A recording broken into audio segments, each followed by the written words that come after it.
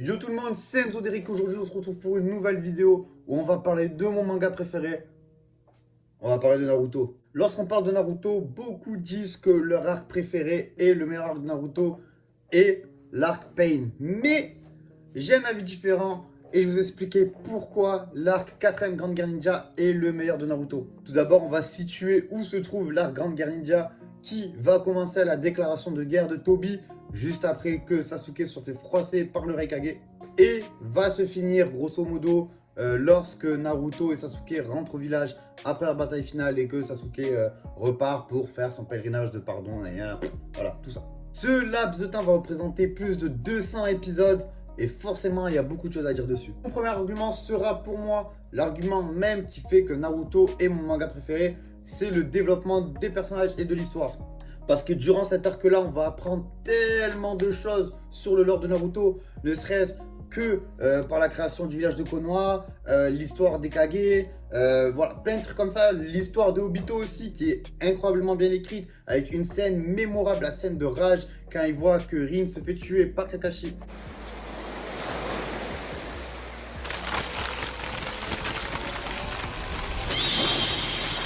Et aussi, ça va nous répondre à toutes les questions qu'on se posait à la fin de l'arc Pain. Beaucoup estiment que Naruto aurait dû se finir lorsque Naruto rentre au village et est ovationné par tout le village pour avoir sauvé le monde ninja. Mais il y avait pas mal de questions qui restent en suspens. Comment Naruto va finir Hokage? Que va devenir Obito? Que va devenir Sasuke? Voilà, donc toutes ces questions-là, on y répond dans cet arc. Cet arc, c'est aussi beaucoup de moments d'émotion et de hype qui vont être permis grâce à l'Edo Tensei de Kabuto et par la suite de Sasuke et Orochimaru.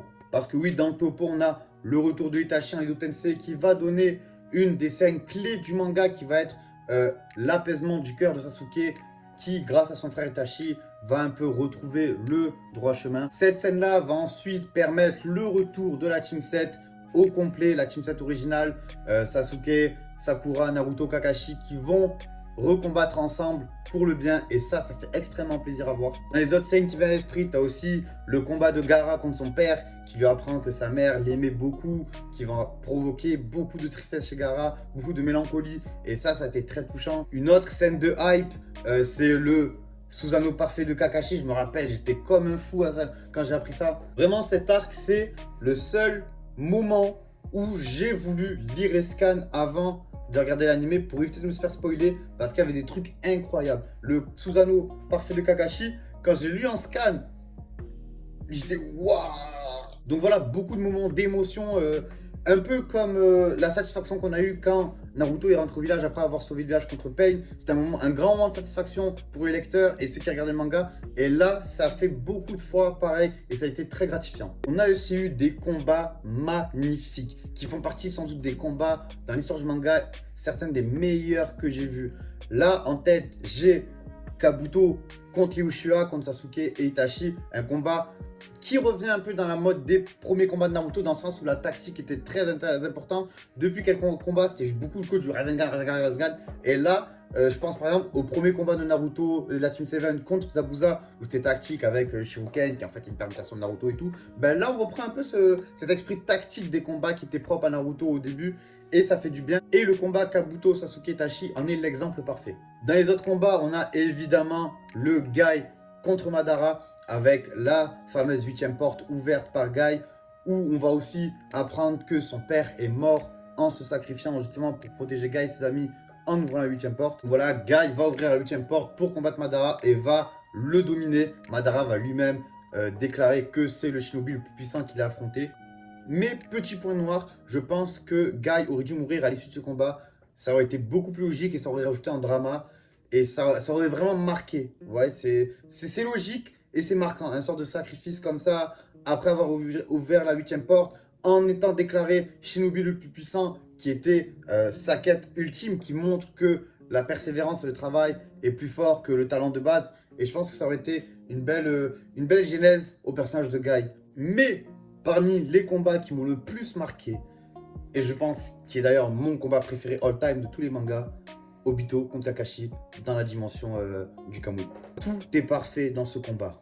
Le contexte, l'émotion, le début surtout, où c'est du taijutsu, sans musique, sans son, juste le bruit des coups, et puis les flashbacks qui sont incorporés, c'est incroyable. Puis surtout, la technique du combat aussi, avec, voilà, j'envoie un Doton pour me protéger du Katon, et là, il profite justement de sa diversion pour arriver. Enfin, c'est tactique, c'est du Naruto qu'on aime, qu'on adore, plus la pointe d'émotion, la pointe d'histoire et la beauté de l'animation. C'est le genre de combat qu'on avait l'habitude d'avoir dans le Naruto original, c'est-à-dire des combats avec des émotions, des vraiment fortes émotions.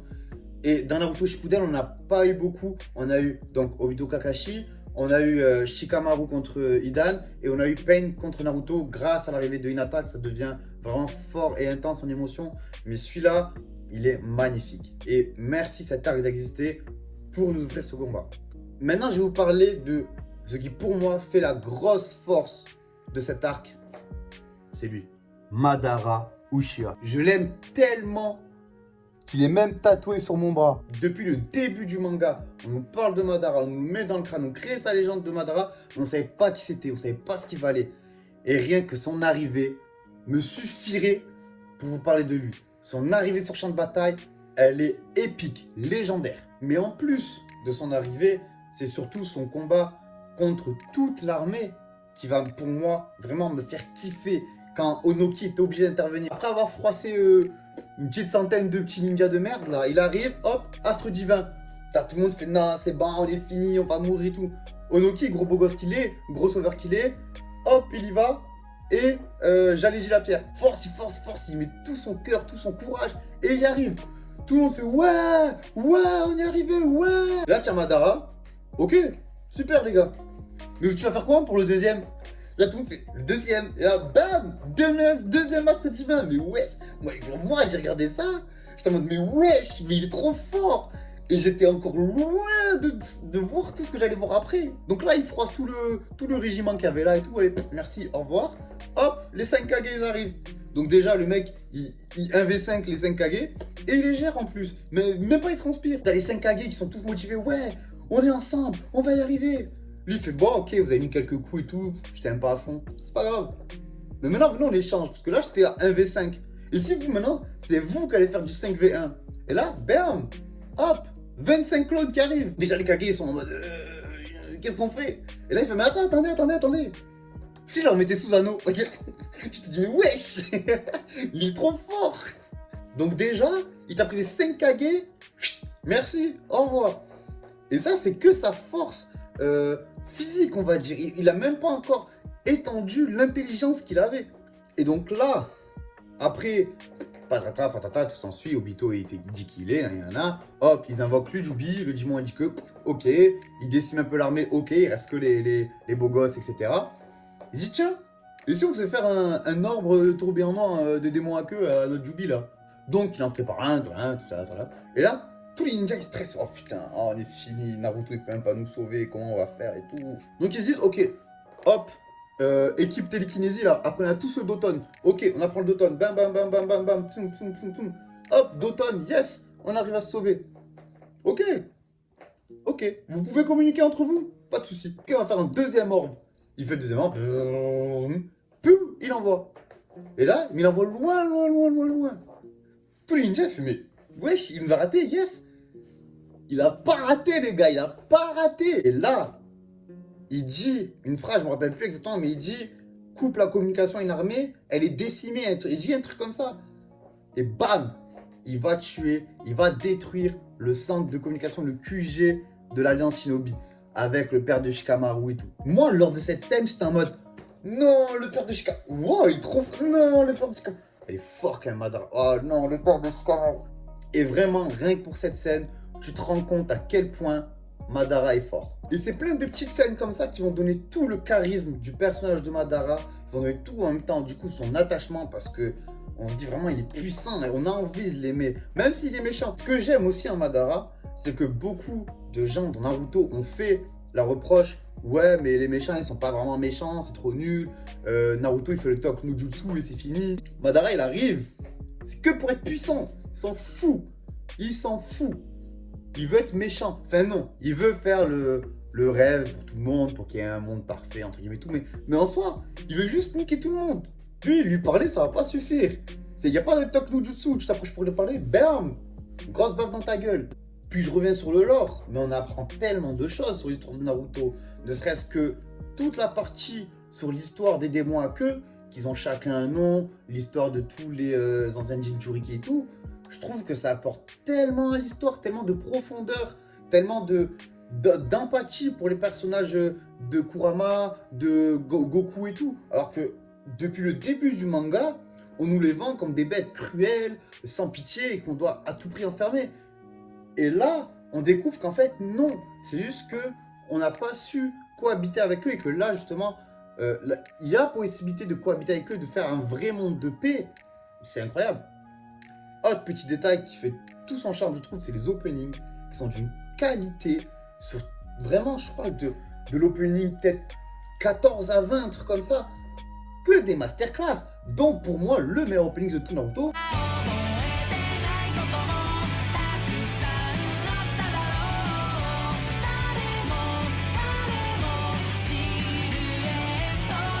Beaucoup de critiques sont faites sur cet arc-là. Quelles sont-elles? Premièrement, beaucoup critiquent la mort de Neji. Beaucoup sont en mode, mais Neji, il est mort comme une merde, il a dit Byakugan, il n'a pas vu qu'il y avait un pic, en plus il a zappé en 2 secondes et tout. Oui, il meurt comme une merde, c'est vrai, mais c'est pour protéger Hinata, parce qu'on rappelle, il y a la hiérarchie du clan, et bref, on s'en fout. Mais c'est zappé en 2 secondes, parce que c'est la guerre, il n'y a pas le temps. C'est ça qu'en fait, dans le manga, ils veulent te mettre dans le contexte que c'est la guerre. Quelqu'un meurt, on n'a pas le temps de faire 3 épisodes de flashback, on n'a pas le temps de faire 3 épisodes où ils se parlent bras dans les bras et tout. Non, la guerre. Puis la plus grosse critique qui est faite, c'est la fin. Et pour moi, la fin n'est pas ratée du tout. Les gens, première chose qu'ils critiquent sur la fin, c'est que Obito, manipulé par Madara, manipulé par Zetsu, qui a fait pour... Mais pour moi, c'est logique. Ok, Obito, manipulé par Madara. Logique. Pourquoi Madara, il l'aurait sauvé sinon? S'il n'avait pas un plan derrière la tête. Pourquoi, quand il a retrouvé son rocher, il lui a sauvé et tout? S'il n'avait pas un plan derrière la tête, c'est qu'il n'aurait pas eu d'intérêt. Son plan depuis le début, c'était justement les Dotensei, revenir, etc., etc. Puis, Madara, manipulé par Zetsu. Logique aussi.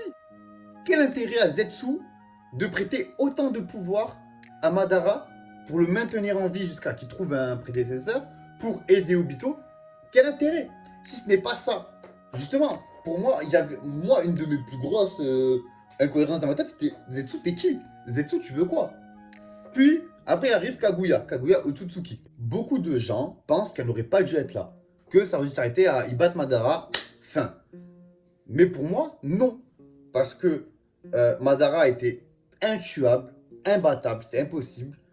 Et donc, que Kaguya arrive et merci, au revoir, ça règle le problème de Madara. Mais, en plus, ça ne règle même pas. C'est même pas Kaguya qui le tue. Et Madara, il meurt parce qu'il était Jinchuriki et qu'on lui a enlevé le démon. Et comme il était un autre, même si très peu de temps, il est quand même mort. Il le dit, l'armée de Rikudo à la fin. Donc Kaguya n'a même pas tué Madara. Madara a juste fait niquer. Au revoir. Faut vous mettre dans la tête que Kaguya est plus là pour introduire l'univers de Boruto que pour finir Naruto. Parce que là, pour ceux qui sont à jour dans Boruto, ça parle que Otsutsuki. Et s'il n'y avait pas Kaguya pour introduire, le temps que ça aurait pris pour introduire Otsutsuki dans Boruto, on n'en serait pas du tout là. Et là, ce qui se passe dans Boruto, c'est incroyable. Je ne spoil personne, mais lisez les scans de Boruto. Vous allez vraiment faire waouh. Si j'ai une critique à faire à la fin de Naruto, c'est la façon dont ils ont battu Kaguya. Ça, oui, c'était n'importe quoi. Sortir un sexy jutsu, n'importe quoi. C'est vraiment... Bon, allez, vas-y, petit easter egg du début du manga, allez, petite blague. Non, c'est trop nul. Mais en soi, toute la fin du manga est, pour moi, parfaite et cohérente. Puis surtout, on a en point d'orge, en point culminant de la fin de la guerre, les adieux. J'aime beaucoup, beaucoup cet épisode d'adieu avec les Edo Tensei, etc. Parce que ça va un peu généraliser tout ce dont rêvait Naruto. Il y a la paix dans le monde ninja, vu que maintenant, les Kage, tous ses collègues, et qu'ils sont tous alliés contre Madara. Les démons à queue sont en paix et libérés. Et d'ailleurs, Naruto devient le point de rendez-vous de tous les bijoux. Et même Kurama lui-même, qui a le choix de partir ou pas, il dit non, il reste avec Naruto. Enfin, il le dit pas, c'est le Rikudo qui lui dit ouais, ben, Kurama, tu vas gérer tout ça dans Naruto. Mais Hashibi lui dit ouais mais de toute façon on savait très bien que tu allais rester avec lui. Et Kurama ne dit pas non. Bah, même c'est parce que c'est quelqu'un de très fier, mais il serait resté avec Naruto. Puis t'as cette scène qui pour moi restera toujours dans ma mémoire, c'est quand Minato part, quand l'Edo Tensei prend fin, que Rikudo, l'ermite Rikudo dit bon maintenant les Edo Tensei, merci au revoir, Naruto, Sasuke, faites le saut pour les annuler. T'as Minato qui dit joyeux anniversaire Naruto. Et là t'as le nouveau jour qui arrive. Ouais, il y a le lever de soleil. Et c'est tellement symbolique. C'est tellement symbolique que justement, c'est un nouveau départ dans l'ère Naruto. C'est une nouvelle vie qui va arriver pour Naruto. Et là, t'as Minato qui dit joyeux anniversaire. J'allais pas oublier, t'inquiète. Mais lui dit, mais maintenant, je dois partir, désolé. Et là, t'as Naruto qui lui dit, dis à maman que je me brosse, et j'en ai frissons tellement. Dis à maman que je me brosse dans tous les jours, que j'ai fait beaucoup d'amis, que je respecte mes maîtres, Kakashi, et je respectais le troisième Hokage. Il peut te le dire, il est là. Et t'as tout ce qu'il dit, que je me brosse les dents, que je... Et tout ça, en fait, c'est un peu tout ce dont craignait Naruto plus tard, de justement d'être seul, de ne pas avoir d'amis, de ne pas réussir, et qui dit à son propre père, j'ai réussi. Tellement beau, tellement belle comme scène, tellement satisfaisant pour nous qui suivons Naruto depuis 15 ans. Et je pense que rien que cette scène suffit à faire de l'arc Grande Guerre Ninja l'arc le plus abouti de Naruto. Même Madara retrouve la paix parce que avant de mourir, t'as Hashirama qui lui dit Madara, tout ce que tu es arrivé, tu t'es battu contre ça, c'est décevant quand t'as fini tout. Et Hashirama il dit on ne pourra plus être amis. Et Madara fait oh mince. Et après il dit par contre on peut être compagnon de guerre. Et là Madara dit compagnon de guerre, ça me va. Et il meurt. Et c'est tellement beau ça aussi que Hashirama et Madara qui de base sont les meilleurs amis se rabibochent un peu d'un côté, d'un sens. C'est tellement beau, tellement satisfaisant. J'ai des frissons quand vous en parlez parce que vraiment cet arc il procure des émotions qu'on n'avait jamais eu dans Naruto avant. Merci à tous, c'était Enzo Derick, merci de m'avoir regardé. N'hésitez pas à partager cette vidéo à vos amis si elle vous plaît, à liker, à vous abonner, à laisser un commentaire. Merci, c'était Enzo Derick, à la prochaine.